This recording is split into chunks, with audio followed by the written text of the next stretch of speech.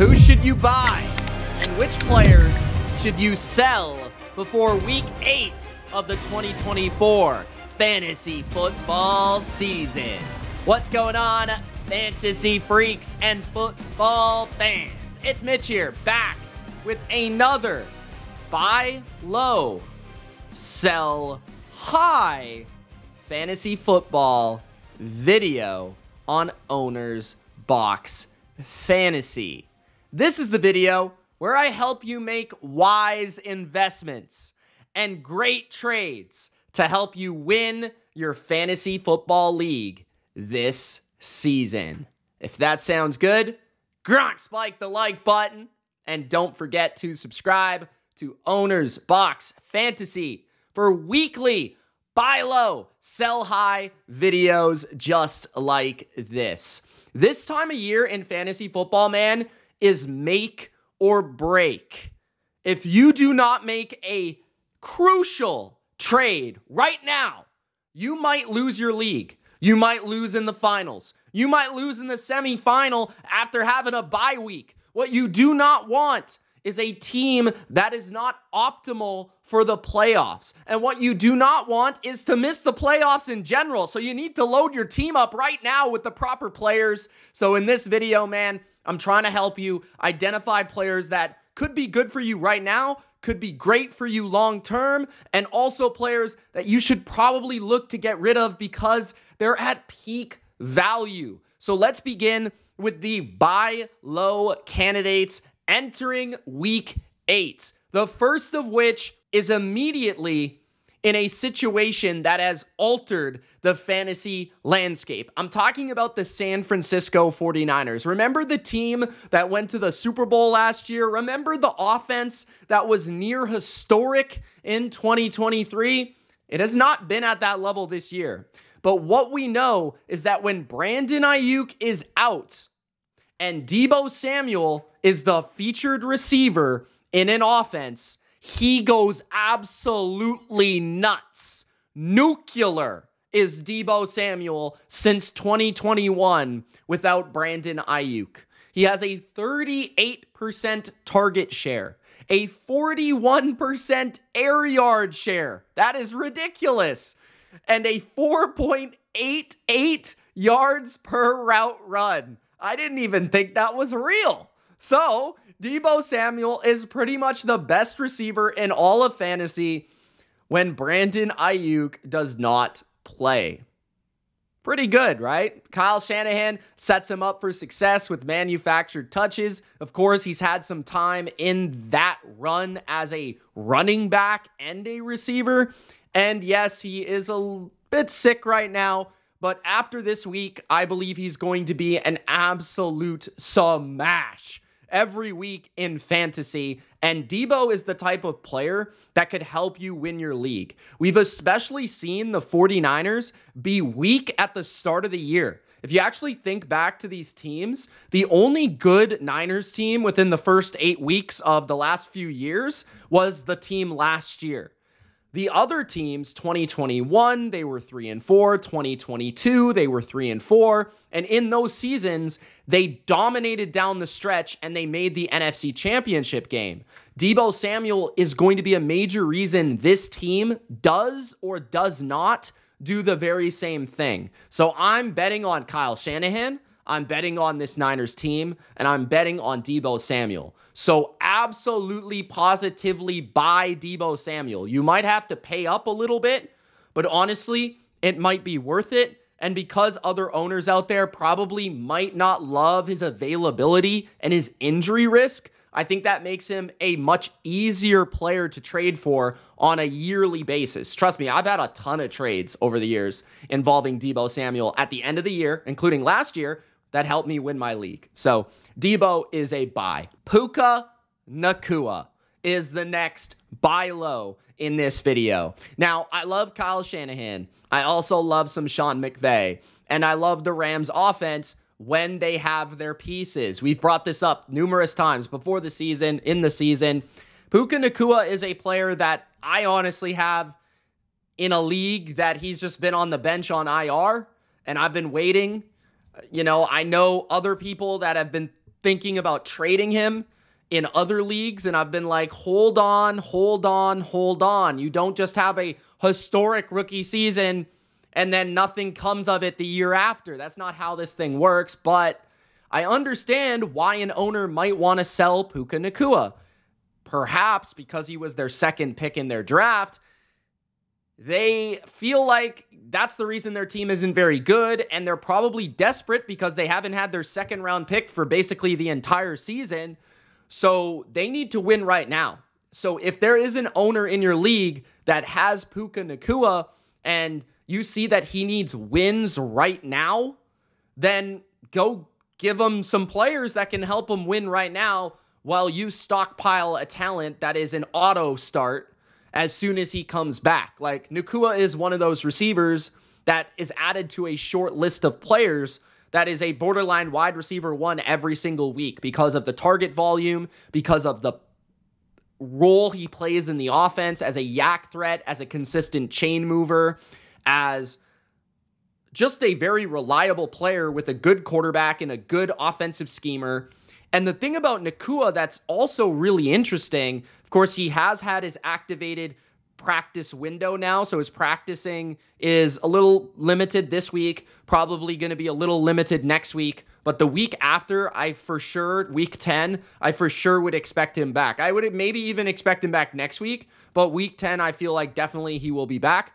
That being said, Cooper Kupp might get traded as soon as like next week, so I could see Puka Ngata, his value going like nuclear, skyrocketing, because if Cooper Kupp does get traded, then the alpha target and the like no doubt guy in the offense is Ngata, which makes him basically like a top 6 fantasy receiver, top 5 fantasy receiver.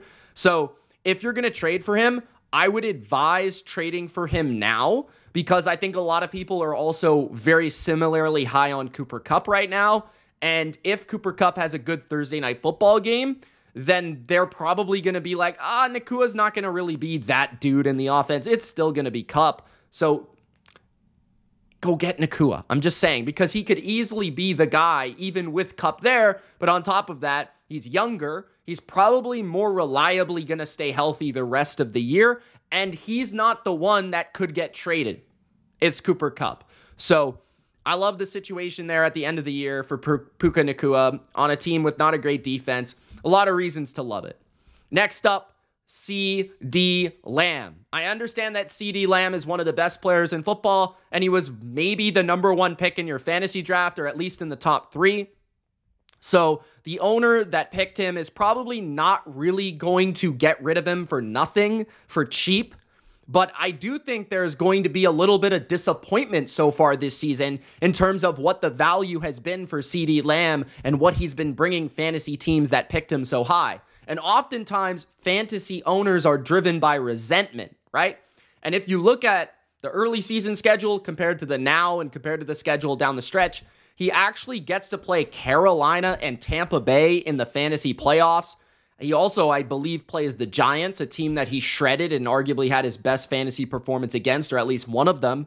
Tampa and Carolina have awful pass defenses. So if you get CeeDee Lamb as the no doubt number 1 target in an offense that has very limited complementary pieces with Dak Prescott and a team that's probably going to be fighting for a wild card spot down to the end of the season, he's going to get absolutely spammed with volume and targets. So I think Lamb is actually going to be one of those players that just slowly ascends towards an explosion at the end of the season. And I could see him being way more valuable in the fantasy playoffs than he is currently, where he's only wide receiver 16.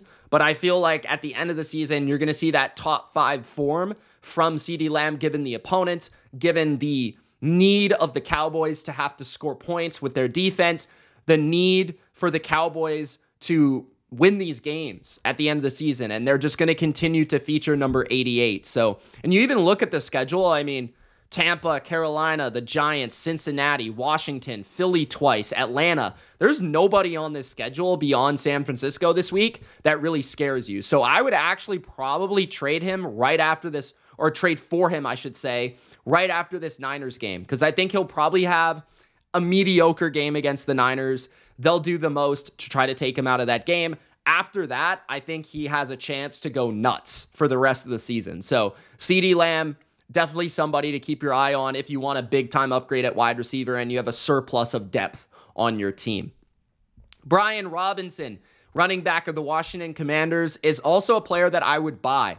The reason for that is Jaden Daniels is hurt, and I think a lot of people will be a little bit scared of his potential prospects moving forward. I'm not too worried about Jaden Daniels coming back to the lineup eventually, and I'm actually kind of high on Marcus Mariota in this offense as well. We saw glimpses of it against the Panthers, and Mariota was super productive against the Panthers, and I understand it's the Panthers defense, but just the fact that they have a reliable backup quarterback and somebody that I feel like can still get you fantasy points for the players in that offense, that's a great sign. And that actually makes me feel very confident about the scheme and it holding up week to week, no matter who the quarterback is. Obviously, Jaden would be ideal, but Robinson is somebody that hasn't exactly had phenomenal home run weeks as of late.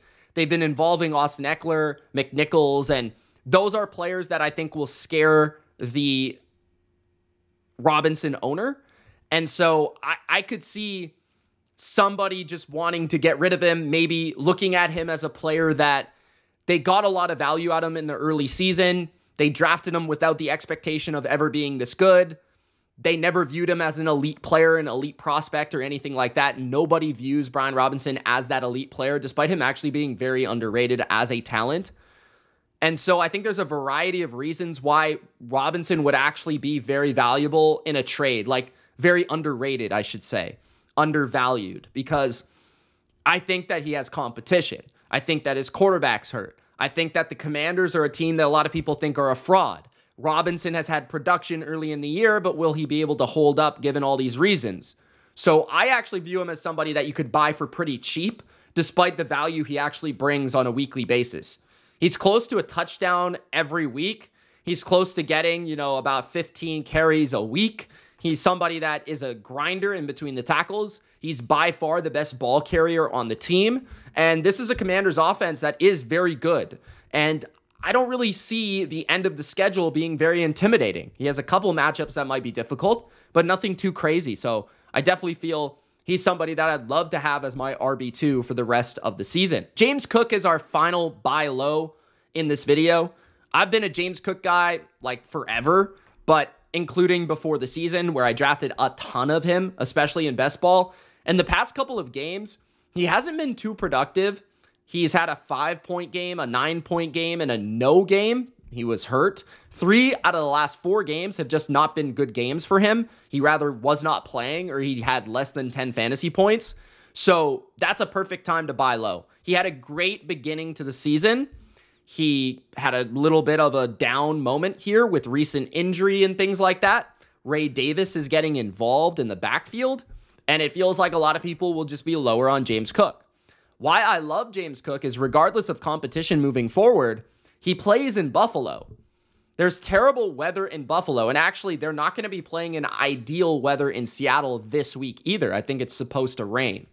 So being that he plays in Buffalo, it could be snowing, it could be cold. That does not persuade a coach or an offensive coordinator to pass the ball. So this is going to still be a very run-heavy offense. And what also comes from the passing game when it's cold and snowy is screens, short passes. Cook excels in that regard.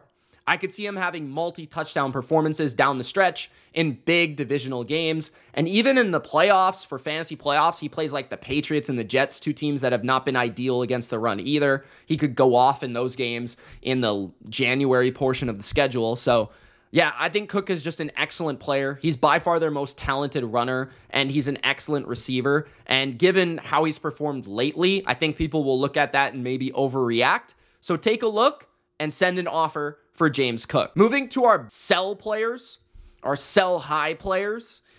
First is DeAndre Hopkins. You knew it was coming. DeAndre Hopkins is a player that just got traded, a veteran, a Hall of Fame type of talent that is now going to the Kansas City Chiefs. I think just inherently, people will be excited about this, especially if there's a Chiefs Kingdom homer in your league. you could definitely sell this player to him. But also, I think there will be fans of DeAndre Hopkins, like last year, the year before, his entire career. There's going to be fans of DeAndre Hopkins who think that he can rekindle some form, shape that he was in previous seasons, right? So there's going to be Hopkins fans. There's going to be Chiefs Kingdom fans. There's going to be Mahomes boys. There's going to be people that just think that this connection between Mahomes and Hopkins is going to happen overnight. But I would persuade you to trade DeAndre Hopkins. Why? He was never a good fantasy pick this year. Why? Because he's playing with an MCL tear. Like, he was reported before the season that he was practicing and playing with a bummed knee, essentially. Like, he can barely run. His quickness is not there. And his overall route running and separation leaves something to be desired.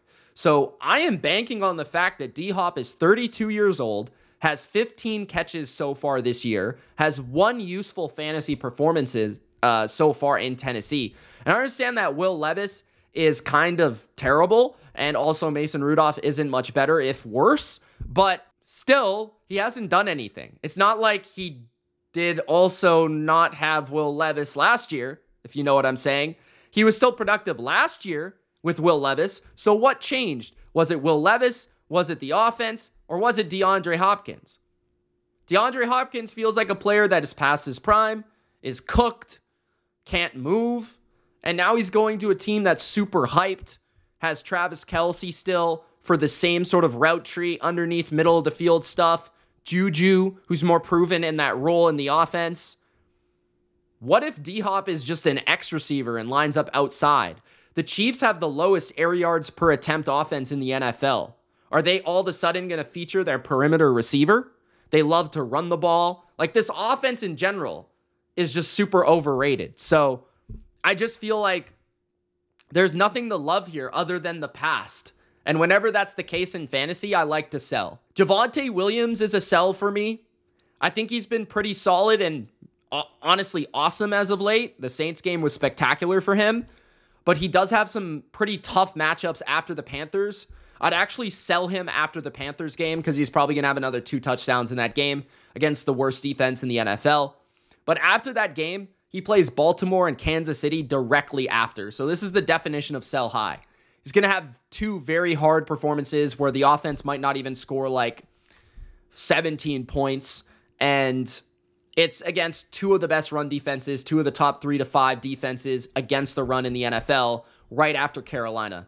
So as soon as he played the Saints, the Panthers, sell him, right? That makes perfect sense to me.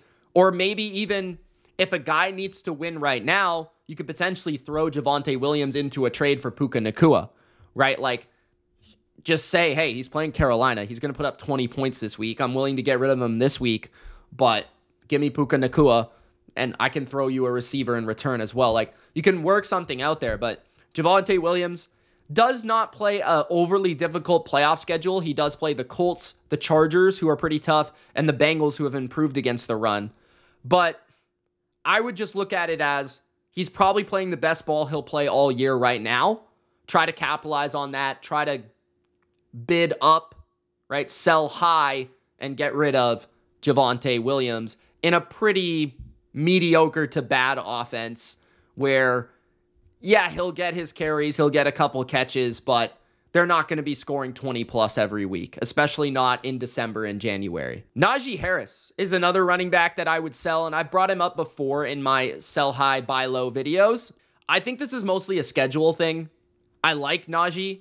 I think he's played maybe the best ball of his career. I drafted him in leagues, and I also told you to draft him before the season as somebody as like a 7th or 8th round pick that provided some value because of the amount of volume and touches he would see. And so far, that's been the case. The last 2 games have been his best of his entire season, and so he's on a high. But when you look at the rest of his season, he plays Baltimore twice, Cleveland twice, Kansas City, Philadelphia. Pretty good front sevens and good run defenses overall. He plays that AFC North ugly division. And despite the touches, I think his efficiency will go down, especially with the offensive line injuries that the Steelers do have for the rest of the year. So while they love to run the ball, and maybe Russell Wilson is helping the passing offense set up the rushing offense in the red zone, and Najee has more touchdown upside for the rest of the year with Russ as his quarterback, I feel like he's just hit a point where it's a good spot to sell him. Now is the time, because people are starting to buy into he's playing good football. Russ looked great on Sunday Night Football. Everybody watched the game. Arthur Smith loves to run it. Najee is his guy. Like, he feels like a great buy for anybody because, like, I know that he's going to get volume. I can plug him in my lineup every week. But then at the end of the year, he might be producing like he was at the very start, where it's just like, he's got 70 yards on 17 attempts, but he didn't really give me any fantasy points because he didn't score. He didn't catch that many passes. He played a good defense. They pretty much didn't allow him to do anything. So that's how I feel about Naji Harris. An RB2 that feels like a good sell high given his recent performance. Rashad White just had the RB2 performance in week 7. And he was somebody that everybody was questioning in recent weeks. Like, is he done? Should I trade him? Should I cut him? I'm sure there's leagues out there that people cut him, right? Bucky Irving, Sean Tucker, they were doing their thing. And I think he's a sell because he just had an amazing game. And the snap percentages, everything statistically would argue that White will be the RB1 for the rest of the year. But there's a couple things behind this. First of all, the inconsistency. Before this game of 29 points, he had 3.3, 8.5, 10.4, and 9.6. Nothing too amazing in PPR formats. Now, people might look at it as he's regained his RB1 role. He had a huge week against Baltimore. He's the best pass catcher of the bunch, and they lost Chris Godwin and Mike Evans for the foreseeable future. That is good for Rashad White. And I would say, yeah, that's probably true. But do you actually think White is going to get this much work each and every week, and he's going to be trailing by multiple touchdowns each and every week and get garbage points each and every week against the Ravens, right? Like, no. And even the fact that it was against the Ravens, that's probably going to help you sell him because the Ravens have been dynamic against the run this year. So I actually think the coaches likely will look at the tape and be like, Rashad is our third best rusher of the ball. Like, Sean Tucker should get the ball a little bit more. Bucky Irving should get the ball a little bit more. And the more that they see that, the less he's on the field and the less he has a chance to catch a pass, to run the ball. So I think the volume will be spotty throughout the rest of the season. And I think this is the best chance to get rid of him before it's too late. My final sell high is maybe a little controversial, Cooper Kupp. Cooper Kupp is on this list for a couple different reasons. First of all, I wasn't a Cooper Kupp guy before the year. There were many analysts out there saying draft Cooper Kupp because his ceiling is immense. And a lot of those same analysts will tell you to trade for Cooper Kupp. And a lot of those same people will tell you that they were right about Cooper Kupp. But the entire reason I told you to fade Cooper Kupp is because he is going to get hurt. That's exactly what I said. And I'm not trying to pat myself on the back for predicting an injury, but it was probably one of the most obvious injuries in the NFL. So what we're seeing now with Cooper Kupp is a guy that everybody's excited about because he's in the news. He could get traded. If he doesn't get traded, he's back with his buddy Stafford. You know, they have coffee together. They eat breakfast together. And he's going to catch a ton of passes, especially until Puka Ngata comes back. And that's great. But I would actually sell him because I think there's likeliness he gets hurt again. I think there's likeliness he gets traded to a team that doesn't use him the way the Rams do. And some of his deficiencies come to the forefront. I think he's in the perfect situation for himself right now. And I think you could have a great opportunity to sell him right before or right after this Thursday night game. You rather could take the gamble and wait for the Thursday night game to happen and see what stats he puts up, or you could just sell him right before to a team that needs a win this week. Either way would work for me. I think it's up to you.